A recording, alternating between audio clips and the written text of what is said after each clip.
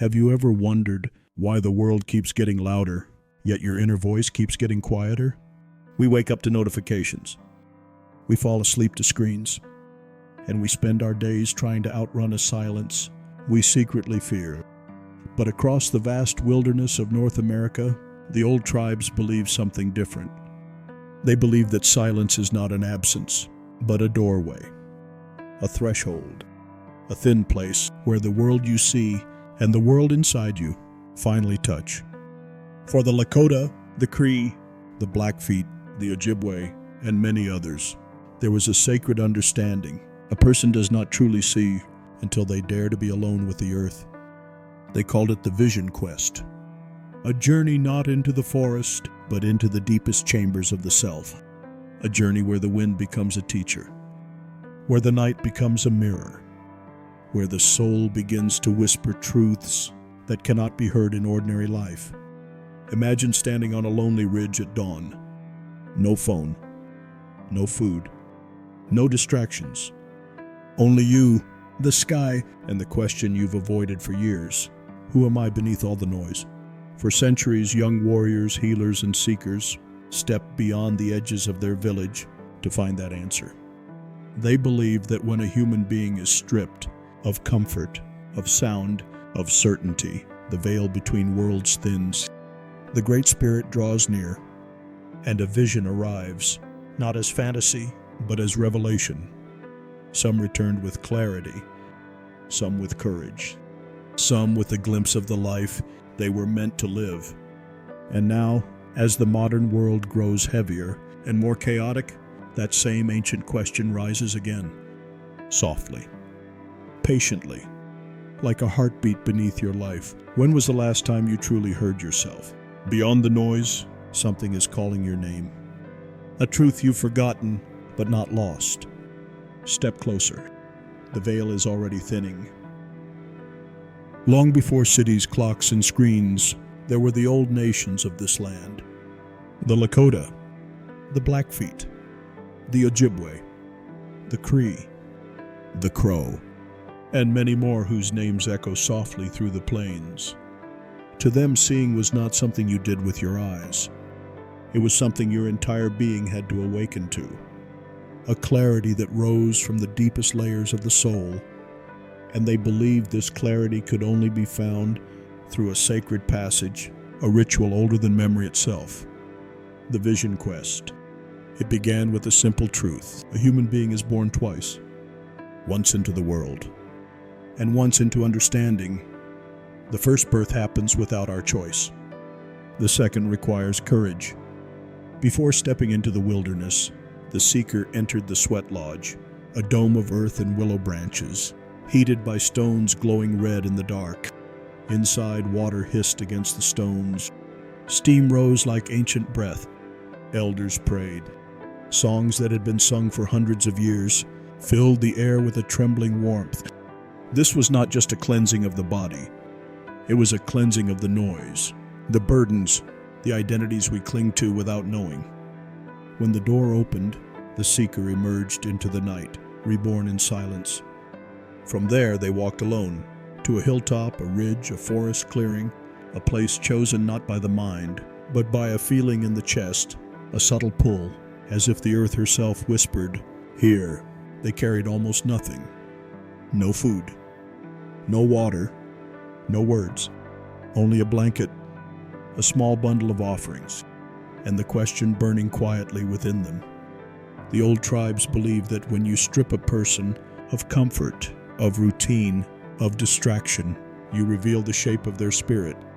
So the seeker sat alone. Hours became a day. A day became two. Two became three.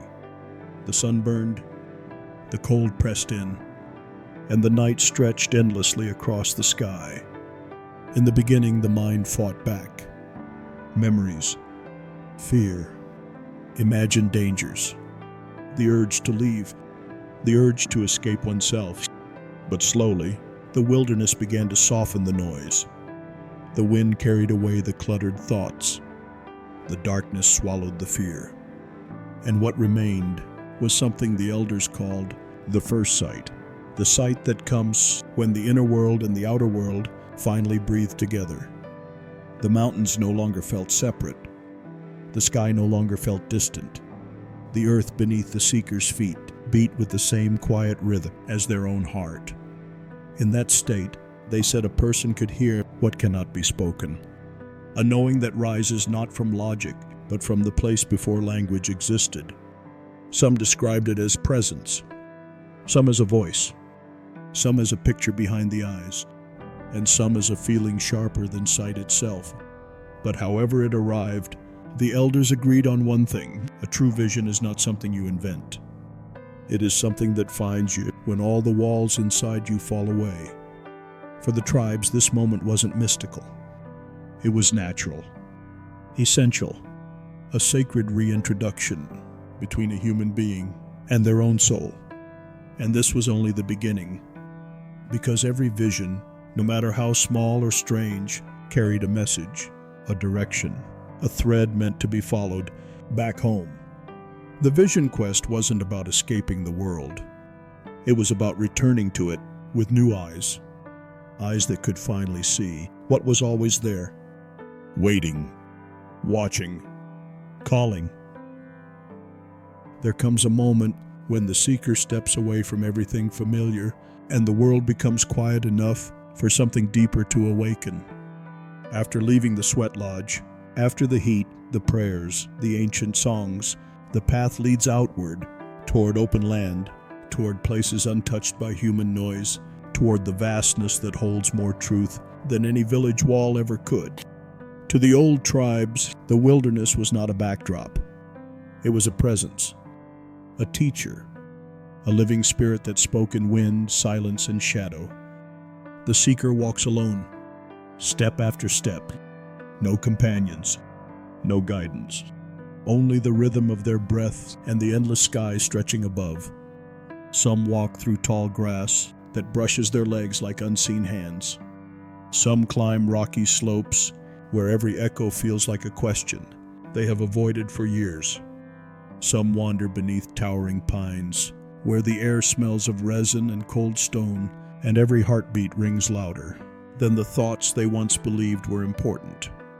Eventually, the seeker finds a place that feels chosen, not safe, not comfortable, but calling.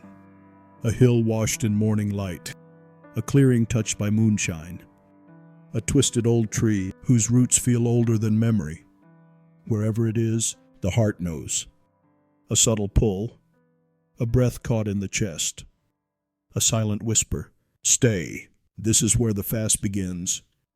No food, no water, no fire, only the shifting weather and the vast, unfiltered presence of their own consciousness. In the beginning, nothing mystical appears, only discomfort, only the mind clawing for escape, fear of the dark, fear of the unknown, fear of being alone with the self beneath everything artificial. Time stretches, the sun burns, cold returns, the night grows wide and heavy. Shadows shift and lengthen. Every sound feels sharper. Every thought becomes a storm. But slowly, the noise inside begins to thin. Thoughts lose their grip. The mind grows tired of resisting. And in the quiet that follows, something ancient stirs. The night no longer feels hostile. The shadows no longer feel threatening.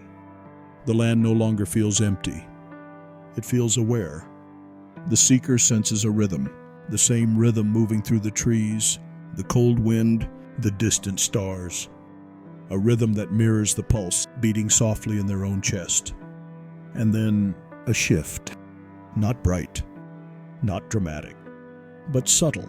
A doorway opening inside the self. Some feel a presence watching gently from the dark. Some hear a whisper in the stillness. Some sense an unseen gaze, not with fear, but with recognition. The boundary between inner and outer begins to blur. The small self dissolves. Something larger leans close. The seeker is not lost. They are being stripped of noise, of identity, of every story they've carried too long. Alone in the wilderness, They finally see what remains when everything else falls away. And in that raw stillness, a vision begins to form, soft, delicate, like a truth the universe has been waiting for the right silence to reveal. As the hours pass in the wilderness, something begins to shift inside the seeker. The boundary between the world around them and the world within grows thin, like a veil touched by wind. The old tribes taught that a person does not receive a vision. They enter one, not by force, not by imagination, but by the quiet alignment of the inner self with the living spirit of the land. At first, the signs are subtle. A rustle in the grass that feels intentional. A gust of wind that seems to carry meaning. The silhouette of a bird circling overhead, moving not randomly, but with purpose. The seeker is no longer just sitting in the wilderness. They are inside it, woven into its rhythm, listening to things that have no sound, feeling truths that have no words. For some, a vision comes as a presence, a sudden awareness that something ancient and gentle is standing just beyond sight. For others, it forms as an image behind closed eyes, a flash of light, a figure, a landscape, a symbol that feels both mysterious and deeply personal. And for a few, it arrives as a message wrapped in silence, a knowing that rises fully formed, without explanation, as if it were waiting for this exact moment to reach them. The tribes taught that visions do not belong to the seeker. They are gifts, messages sent through the living web of creation, where every creature, every stone, every shift of wind carries a spirit and a purpose. A hawk soaring low might reflect clarity. A wolf standing still in the distance might reflect intuition or loyalty. A sudden stillness in the air might reflect a truth the seeker has refused to face.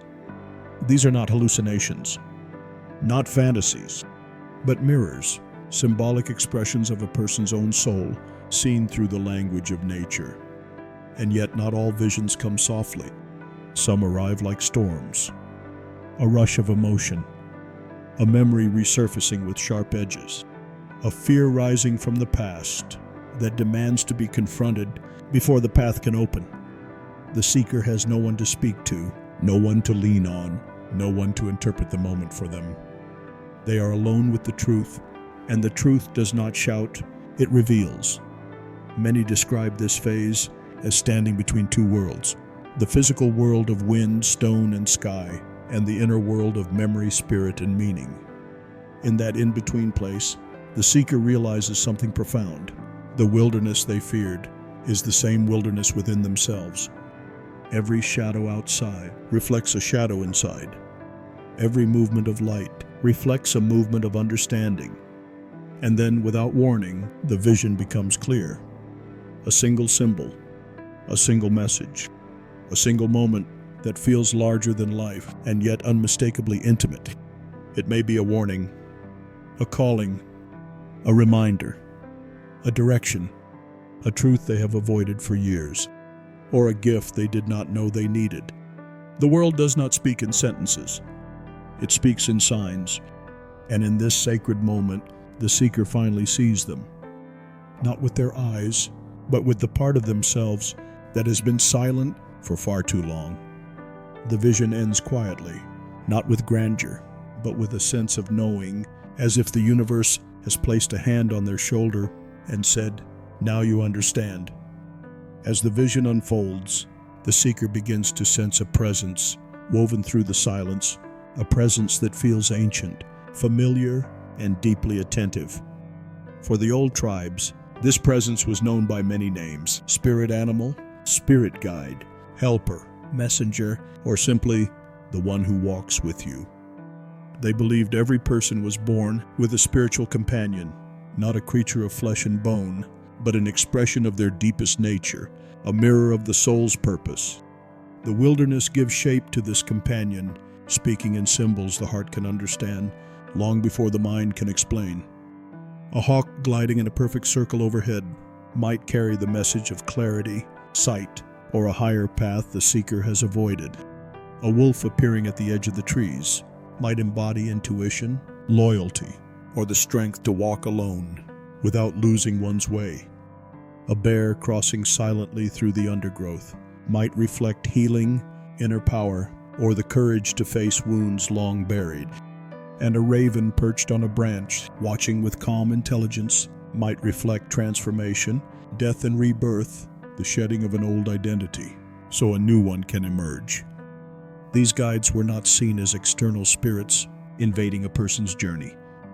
They were seen as the voice of the self, made visible through the language of nature. The tribes taught that the spirit guide does not appear to the seeker. It appears through them, through their fears, their desires, their pain, their destiny. The vision reveals what has always been waiting inside, but guidance does not always come gently. For some, the vision is a confrontation, a truth they have buried, a responsibility they have denied, a path they have strayed from. The spirit guide may appear as a storm, a flash of lightning, a sudden breaking of calm that shatters the illusions the seeker has built around their life. The tribes understood this well. A vision that comforts you, shows you where you are. A vision that challenges you, shows you who you must become. As the seeker remains in stillness, their guide reveals more than symbols. It reveals the hidden terrain of the inner self, the wounds that shaped them, the strengths that sustained them, the calling they have ignored, and the truth they must claim to live a meaningful life. For some, this truth is a direction, a path of leadership, healing, service, or creation. For others, it is a letting go of fear, of guilt, of an identity built for survival rather than authenticity. And for a few, it is a reminder that their life is part of something larger than family, village, or even tribe, a thread woven into the vast, breathing tapestry of the living world. When the spirit guide has said what it must, the vision begins to soften. The presence recedes. The wilderness grows quiet again. But the seeker is no longer the same. Something inside has shifted, a door opened, a veil lifted, a truth illuminated that cannot be returned to darkness. The old tribes believed that once a person meets their true self in the wilderness, they can never go back to living blindly. The guide remains with them in dreams, in instincts, in decisions made from the deeper place that was awakened on the mountain. And though the vision fades, its message does not. It becomes a compass, one that points not outward, but inward, toward the life they were meant to live. When the vision quiets and the wilderness settles back into stillness, the seeker knows their time alone is ending. The message has arrived. The guide has spoken, and the path home begins. The journey back is not hurried. Every step feels different, as if the earth beneath their feet has shifted into a deeper meaning. The sky looks wider, the wind feels gentler, and the seeker senses the subtle weight of something new resting within them. They are returning to the village, but not as the same person who left. Something inside has been rearranged, not broken, not forced, but opened. When the seeker reaches the edge of the community, they are met not with celebration, but with quiet recognition. The elders know the look in their eyes, softened, steadier, carrying the echo of the wilderness. In the old tribes, the vision was never meant to be understood alone. It was brought to those who had walked the path before, to elders and wisdom keepers who knew how to listen to dreams, symbols, and silence. The seeker sits before them and recounts what happened, not just what they saw, but what they felt, what they feared, what they could not explain. The elders listen without interruption. To them, every detail matters. The direction of the wind, the shape of a bird's flight, the color of a flame in the mind's eye, the moment when fear turned into clarity. Then comes the interpretation, not as a verdict, but as a conversation between worlds. If the seeker saw a hawk, the elder might speak of vision, leadership, or the responsibility of seeing farther than others. If a wolf appeared, they might speak of loyalty, intuition, and the balance between independence and belonging. If a storm broke through the vision, they might speak of transformation, cleansing, or the ending of a chapter the seeker has outgrown. and if the vision felt heavy or unclear, the elders would remind them gently. Not all truths reveal themselves at once. Some grow with you. Interpretation was not about prediction. It was about alignment, understanding how the vision echoed the seeker's inner landscape, their wounds, their strengths, their calling, their next step. For some, the vision confirmed their path. For others, it redirected their life entirely. And for a few, it was the first time they felt truly seen, not by the tribe, not by the world, but by their own soul. The return was considered just as sacred as the time in the wilderness, because a vision without integration is only a story.